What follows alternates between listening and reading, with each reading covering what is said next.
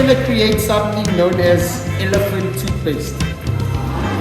Okay, so it's the name that it's been given, but the actual thing that it is showing us is something known as an exothermic reaction. So this basically means we are generating heat, okay, by the chemicals reacting with each other and releasing oxygen and water.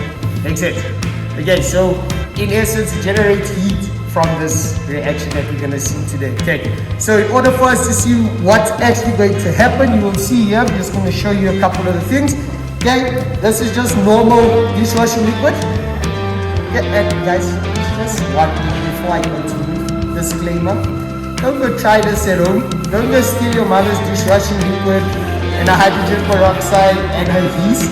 Okay, don't steal it. Okay, ask for permission first, please. Okay, so you have your dishwashing liquid.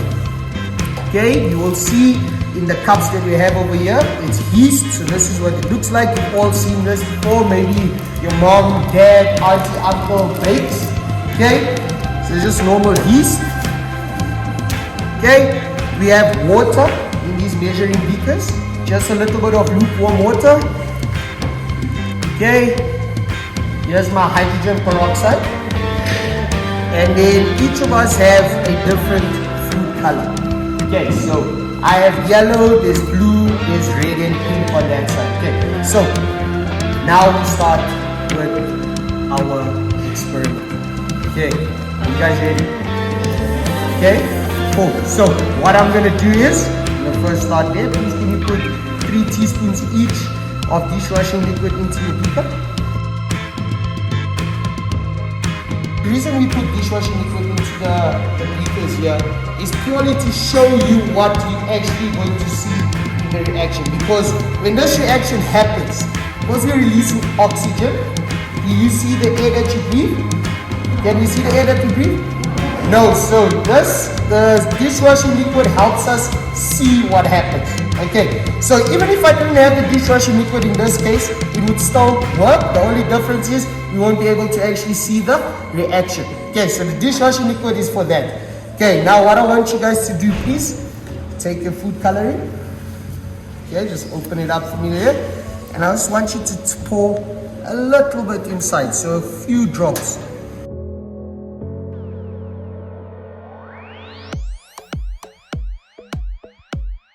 Now gentlemen here in front, please be careful with this, don't spill this on you. You're going to take the hydrogen peroxide, open it up. I'll open up yours longer, there you go. Okay, you got it? Thank you. Okay, bring your beakers closer to you please. Okay, and you're going to pour the whole bottle inside for me. Okay, nothing's going to happen at this stage. Okay. Okay, let's move these things to lines. Dishwashing liquid, hydrogen peroxide, and our food coloring. Okay, that's what's in our beaker at the moment. As you can see, no reaction yet. Okay, everything's fairly stable. Okay, meaning we're not going to have any spontaneous, well, I hope we don't have any spontaneous combustions. Okay, it doesn't explode randomly. So what I want you to do is take it now, just mix it slightly for me, just give it a little bit of a swirl. This is what, fingers crossed, makes everything work. Okay, so you're gonna pick up your yeast. Like I said, the packet that's there is yeast, it's all in this cup. Okay, so what's gonna happen is now, you're gonna take your lukewarm water. This in science is known as a catalyst. Okay, so this basically means the yeast and the warm water is going to make this process happen a little bit faster than normal. Because normally without a catalyst, this takes up to 7 days, can take even longer to do. So we don't have 7 days to wait here. So I'm going to add a catalyst to the process to speed up what happens. Make sense? Okay, so we're going to take our water. Like I said, you just pour a little bit, not too much, and then just mix it for me. Give it a good mix. Make sure all of it is incorporated in there with your water. If you need a little bit, if it gets too thick, just add a little bit more, okay?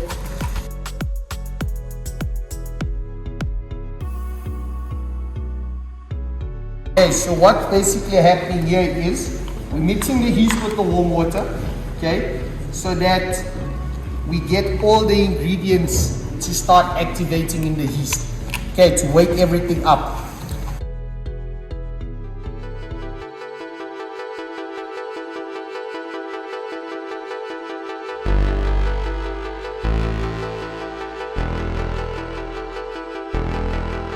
Okay, moment of truth. Hopefully, we can make some elephant toothpaste here. Okay.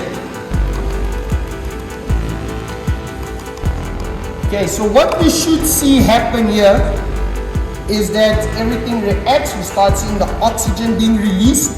Okay, and then obviously it should make toothpaste, so we can start and we can take this to the zoo and start brushing our elephants' tusks and things like that. Okay, so let's see. You guys ready? Get the spoons inside here. Okay. Just very slowly pour this inside.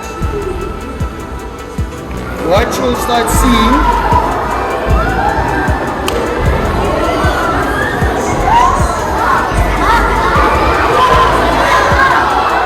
okay, and this is exactly what we're looking at. So if we did not have the dishwashing liquid, the food coloring, you would not be able to see this reaction properly. But now how do I know if my reaction works is actually working? Well, first of all, it erupted, right? That's the first thing. But we said in the start it's an exothermic reaction. So if I have to, you guys can check it as well. If you touch your beaker, tell me what you feel. What is your beaker feeling like? It's a little bit? It's warm, right? So, exactly. Now we've generated the heat. That's how we know that this is an exothermic reaction, because the heat in the beaker is what we are feeling. That's the S, that's what we wanted to get. Make sense? Okay.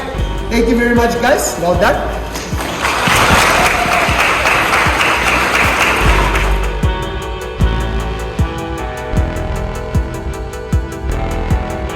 Proposals have to be submitted to either Ms. Kandemeyer, myself, or Mr. Collins.